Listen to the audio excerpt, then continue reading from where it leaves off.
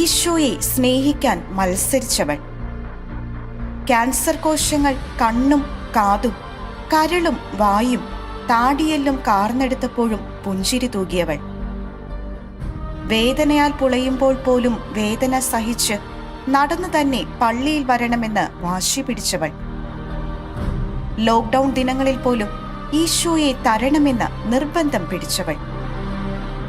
വേദനകളുടെ ലോകത്ത് നിന്ന് ദൈവം അവളെ തിരിച്ചു വിളിക്കാൻ സകലരും പ്രാർത്ഥിച്ചപ്പോഴും സഹനങ്ങൾ കൂടുതൽ തരാൻ ഈശോയോട് അപേക്ഷിച്ചവൾ.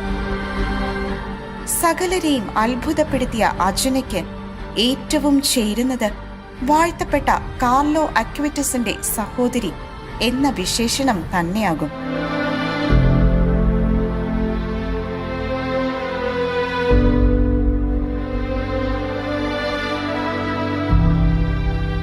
ആദ്യ കുർബാന സ്വീകരണ സമയം മുതൽ തന്നെ ദിവ്യകാരുണ്യത്തോടുള്ള ഭക്തി അജനയ്ക്ക് ഉണ്ടായിരുന്നു. കോളേജ് പഠന കാലയളവിലും രോഗതീവ്രതയുടെ ദിനങ്ങളിലും വിശുദ്ധ കുർബാന അവൾ മുടക്കിയിരുന്നില്ല. ദിവ്യകാരുണ്യത്തിൽ അധിഷ്ഠിതമായ ഒരു ജീവിതമാണ് അജന നയിച്ചത്. ക്യാൻസറിന്റെ അതികഠിനമായ രോഗപീഠകളുടെ നാളുകളിൽ പോലും ദിവ്യബലിയിൽ പങ്കെടുക്കണമെന്ന് അജന വാശി പിടിച്ചു. വിശുദ്ധ കുർബാനയായിരുന്നു അജനയുടെ ശക്തിയും ബലവും. രാജഗിരി കോളേജിൽ പഠിപ്പിക്കുവാനായി നിയമനം ലഭിച്ച അതേ ദിവസം തന്നെയാണ് അജനയുടെ ബയോപ്സി റിസൾട്ട് വന്നത്.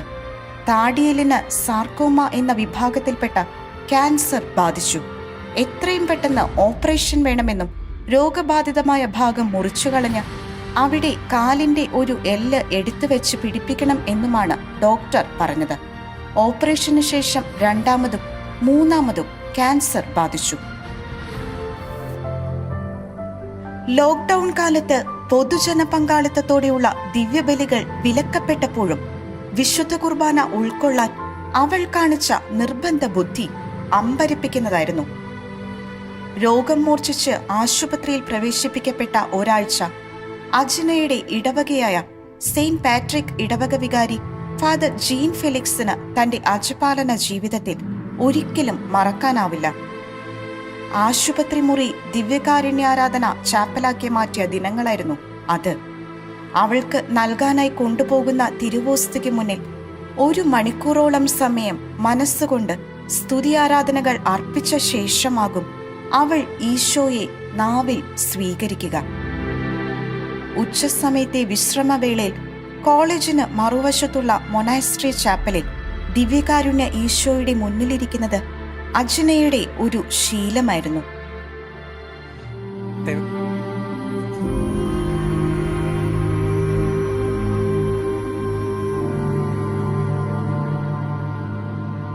തൈക്കൂടം വിശുദ്ധ റാഫേൽ മാലാഖയുടെ പള്ളി സെമിത്തേരിയിലാണ് അജനയെ സംസ്കരിച്ചത്.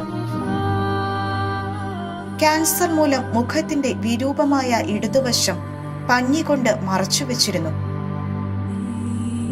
എന്നാൽ അവളുടെ സുഹൃത ജീവിതവും ആത്മാവിന്റെ വിശുദ്ധിയും ആർക്കും മറച്ചുവെക്കാൻ സാധ്യമായിരുന്നില്ല. അവളുടെ മുഖം അവസാന ദിവസങ്ങളിൽ വിരൂപമാക്കാൻ ക്യാൻസർ രോഗത്തിന് കഴിഞ്ഞിരിക്കാം. എന്നാൽ അവളുടെ ജീവിത വിശുദ്ധിക്ക് പരിക്കേൽപ്പിക്കാൻ ഒരു പ്രതികൂല ജീവിത സാഹചര്യങ്ങൾക്കും കഴിഞ്ഞിട്ടില്ല എന്നത് നിസ്തർക്കമാണ്. അജനയുടെ ഭൗതിക ശരീരം സ്ഥിതി ചെയ്യുന്ന തൈക്കൂടം വിശുദ്ധ റാഫേൽ മാലാഖ പള്ളി സെമിത്തേരിയിലെ കബറിടത്തിങ്കൽ വരും നാളുകളിൽ അനേകർ അജനയുടെ മാധ്യസ്ഥ്യം യാചിച്ച് പ്രാർത്ഥിക്കാനായി വരുമെന്ന് ഉറപ്പാണ്. ക്രിസ്തുവിനായി ജീവിച്ച് ക്രിസ്തുവിന്റെ ദിവ്യകാരുണ്യ ഭക്തയായി വരാപ്പുഴ അതിരൂപതയിലെ ഒരു സാധാരണ കുടുംബത്തിൽ ജനിച്ചു വളർന്ന അജന കേരള സഭയിൽ നിന്ന് അൾത്താര വണക്കത്തിലേക്ക് ഉയർത്തപ്പെടുവാനായി നമുക്കും പ്രാർത്ഥിക്കാം.